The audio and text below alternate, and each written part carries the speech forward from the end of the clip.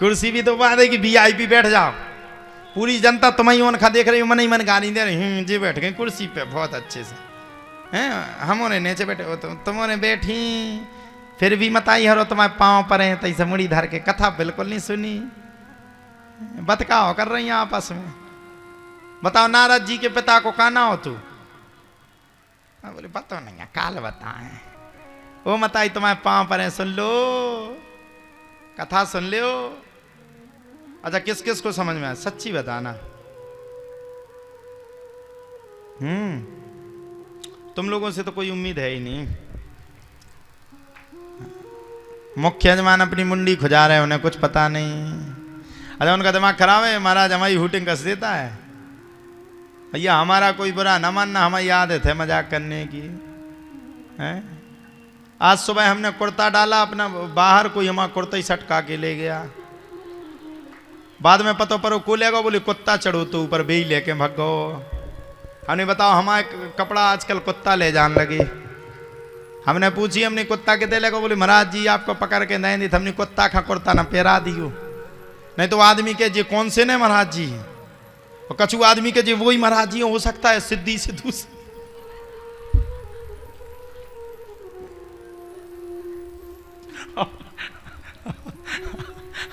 कोई कहे वही महाराज जी है सिद्धि से दूसरा रूप धारण करके बैठ, कोई कहेगा क्यों है पता नहीं है, पूरा मोहल्ला का पता चलाने आए हैं, कोई किसी को गाली तो नहीं दे रहा। अच्छा हमारे मोहल्ले में कौन कौन रहता है, हाथ खड़े करके बताओ जिस मोहल्ले में हम रहते, हम जिस मोहल्ले में रहते वहां के कौन कौन रहता वहां, हमारे मोहल्ला को कौन नहीं है। अच्छा चलो भैया हमारा बचाए रही हो, कुत्ता हो चाहे कुतिया हमारे कुर्ता मुर्ता बचाए रही हो। ठंड पड़े चाहे धीमी खूब। अच्छा महोबा में बस एक ही बात की तकलीफ है, बाकी तो बहुत अच्छा है, इतने मच्छर बहुत बड़े बड़े हैं।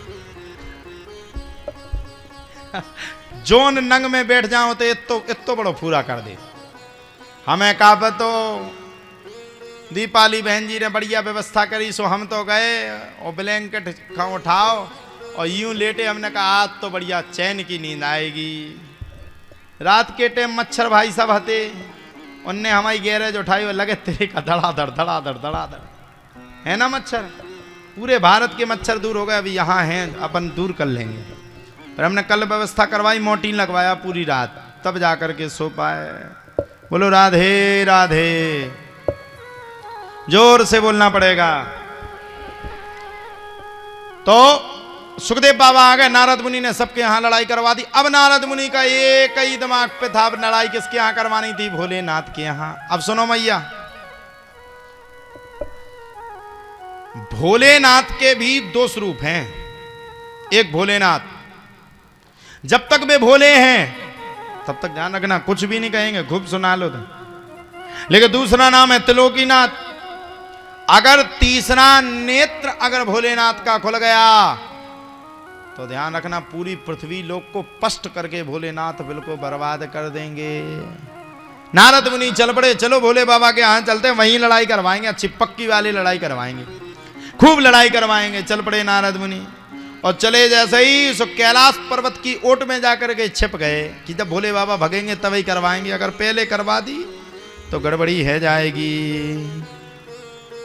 अब भैया जब इतना सब कुछ हुआ तब तो भैया चल पड़े। और जैसे ही नारद मुनि भोले बाबा का जैसे ही तपस्या पूर्ण हुई तो भोले बाबा ने अपना त्रिशूल उठाया और त्रिशूल उठा करके भोलेनाथ कहां चल पड़े। बोले त्रिशूल उठा करके भोलेनाथ तदंतर कालीन एक सांस में बड़े प्रेम के साथ भोलेनाथ उठे, उठ करके भगवान विष्णु के द्वार पर पहुंच गए। नारद मुनि को मिला मौका, सो तुरंत अंदर एंट्री कर गए। एंट्री होती है एंट्री, एंट्री इंग्लिश सीख रहे हैं भाई हम, एंट्री। लेकिन इंग्लिश सीख के फायदा क्या, तुम लोगों ने सीखी कोई फायदा मिला, नौकरी तो लगी नहीं। संस्कृत सीखने में देखो कितना फायदा है, हम व्यास बन गए। इंग्लिश कौन कौन जानता है, जो जानती हुई मैं कर लेने चाहिए, पता नहीं की हुटिंग कस दे। अच्छा कल से हमसे सबरे डर गए, हम पता नहीं किसका मजाक उड़ा दें तो आदमी बच के रह रहा है, भैया बाबा किसी का नाम ना ले ले। तो नारद मुनि अंदर पहुंच गए। जैसे नारद मुनि पहुंचे और नारद मुनि को जैसे ही मैया ने देखा, पार्वती मैया ने तुरंत कहा, नारायणम नमस्कृत्य नरम चैव नरोत्तमं देवीं सरस्वतीं व्यासं ततो जयमुदीरयेत्। नारद मुनि को देख करके माता पार्वती बड़ी भारी प्रसन्न हुई। और जब नारद मुनि को देख करके माता पार्वती बड़ी भारी प्रसन्न हुई, तब तो प्यारे कहा जाता है, नारद मुनि से माता पार्वती ने पूछा, प्रभु क्या बात है, बड़े दिनों के बाद आप आए और बड़े दिनों के बाद आपके आने के कारण को सुनकर के मैं भी बड़ी भारी प्रसन्न हूं। लेकिन प्रभु मैं पूछना चाहती हूं,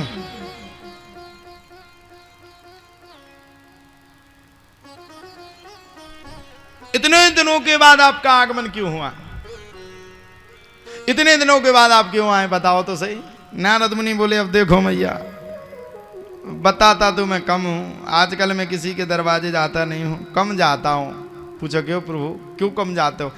बोले जहां भी जाता हूं वहां लड़ाई हो जाती है और नाम मेरा आ जाता, नारद ने लड़ाई करवा दी, नारद ने लड़ाई करवा दी, नारद। अब भैया मैं तो लड़ाई से बड़ा दूर रहता हूं,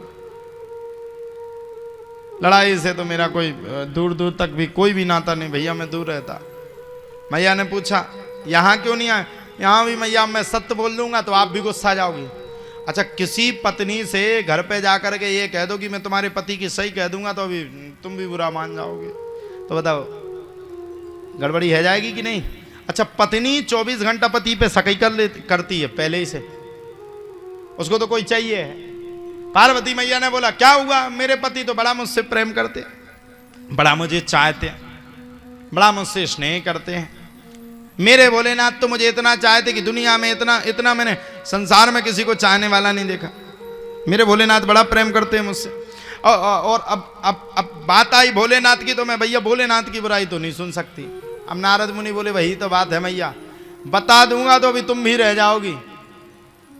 आप तो पार्वती मैया जिद पकड़ गई। इतनी अगर पत्नी से कह दो कि तुम्हारे पति वहां खड़े थे चौक पे और पता नहीं किसका इंतजार कर रहे थे, फिर तो गड़बड़ी। हाँ सही कहा भैया तुमने, 1-1 घंटा लेट आ रहा है आजकल, फॉग स्प्रे डाल के जा रहे हैं, विकट सच के जा रहे हैं और 1 घंटा लेट हो रहे हैं। कहीं ना कहीं मैं समझ तो रही इनके आचार विचार, गाना भी गुनगुना रहे थे 1-2 दिन। अच्छा, पति की जिंदगी बहुत खराब है भैया, अगर गाना गाए तो घरवाई मार भी तैयार है, ज्यादा सज जाए तो तुरंत क्यों सज रहे हो, आजकल बहुत सच के जा रहे हो, चक्कर क्या है, पागल है, मैं तो अपने आप से सजू नहीं। हाँ ठीक है। और एक बात बताओ, ऑफिस से भी घंटा 2 घंटा लेट आए हो, कहाँ जाते हो? अरे हो जाता लेट, कहीं खड़ा हो जाता पान की दुकान में। ठीक है, आज पान वाले से हमारी बात करवाना। पति कहता, शादी तूने मुझसे की, पान वाले से बात करेगी? ये क्या मतलब हुआ? अरे भैया शादी तो मुझसे की, पान वाले से काहे बात कर रही? शाम के टाइम पहुंचा, हाँ कहाँ हो? मैं पान वाले के पास खड़ा पान ले रहा हूं, बात करवा पान वाले से। पति का दिमाग खराब, शादी हमारी हुई, बात ये कर रहे। तो ये शक की दृष्टि है। पार्वती मैया भी शक कर गई। पार्वती मैया बोली, बताओ भोलेनाथ क्या गड़बड़ी की, मैं सुनना चाहती हूँ, गड़बड़ी क्या हुई? बोले अब मैं बताऊंगा तो मैया तुम गुस्सा आ जाओगी, गुस्सा आ जाओगी और फालतू का फिर तुम हमारे ऊपर आरोप लगाओगी। अरे बताओ तो सही, हुआ क्या, मैं तो सुनना चाहती हूँ। नारद मुनि बोले, एक बात बताओ, भोलेनाथ आपसे कितना प्रेम करते? बोले अपार, भोलेनाथ से ज्यादा मुझसे कोई प्रेम करता ही नहीं है। बोले क्या बात कर रहे? बोले बिल्कुल क्लियर।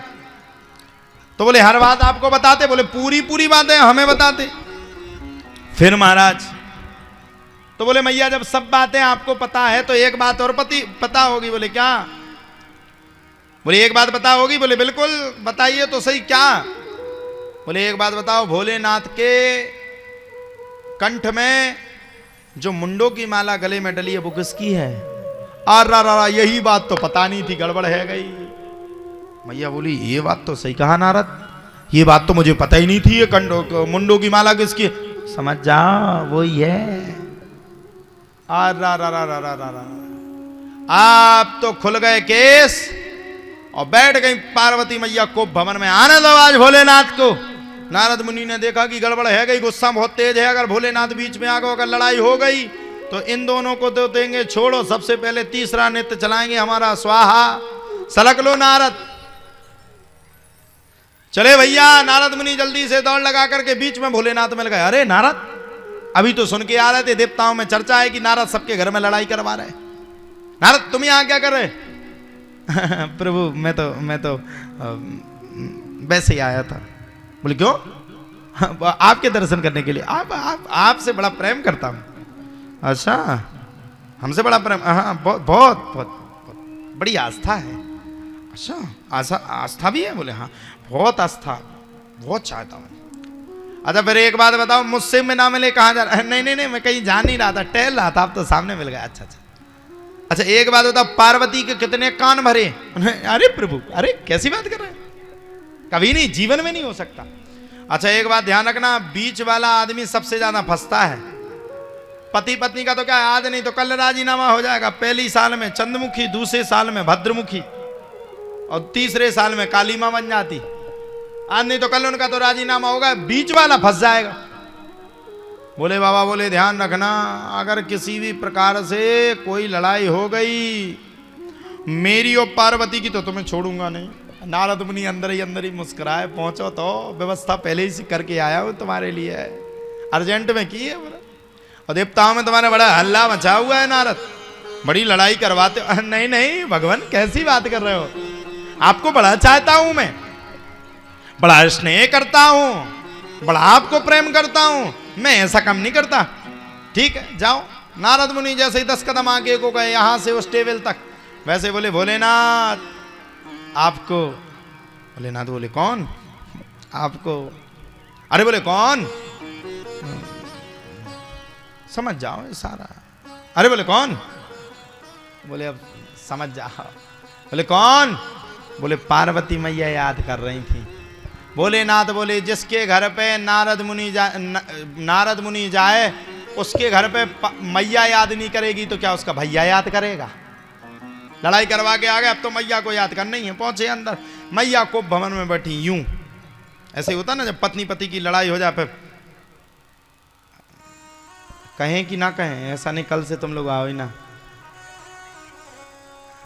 कल किसी ने कहा कि पुरुषों की बहुत बुराई करते हो तुम, माताओं की बिल्कुल नहीं करते। हमने कहा बेई तो आती हैं, तुम लोगों का क्या पता कब बुलेट चालू करके सरक जाओ।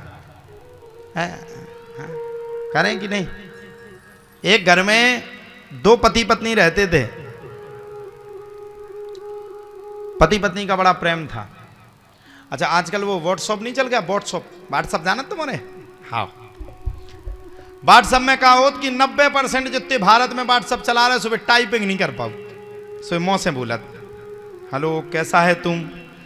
ये पति पत्नी हते 2 ही जने, और कहो तो आजकल डीपी अपनी नहीं डाला, दूसरन की भी डाल दे। सो 2 दोस्त थे, पति का एक कोई फ्रेंड था, वो अपनी पत्नी की फोटो डाले था उस पर। क्या बोलते हो? अरे व्हाट्सएप पे, और पत्नी की फोटो डाले था। अब हुआ क्या, उसके दोस्त ने लिखा कैसा है तू, तो टाइपिंग गड़बड़े हो गई। उसमें कैसा है की जगह लग गया कैसी है। घरवाली लिए थी हाथ में फोन, जैसे उसने लगा कैसा है तू, सो उसमें लग गई कैसी है तू। पत्नी चला रही थी फोन, जैसे उसमें आया कैसी है तू, उसने देखा है इतना बड़ा जगह। पति निकले बाहर, सो पत्नी ने सबसे पहले परात उठाई स्वाहा, चूल्हा उठाया स्वाहा, चक्की उठाई स्वाहा। पति ने पूछा क्या बात है कालका देवी, क्यों नाराज हो गई? बोले मेरे साथ दगा हुआ स्वाहा। सब तोड़ती जाए। पति ने कहा देवी बता तो दे दगा कैसे हुआ। बोले व्हाट्सएप पे तू तो कहता था अपने दोस्त से बात करता हूं।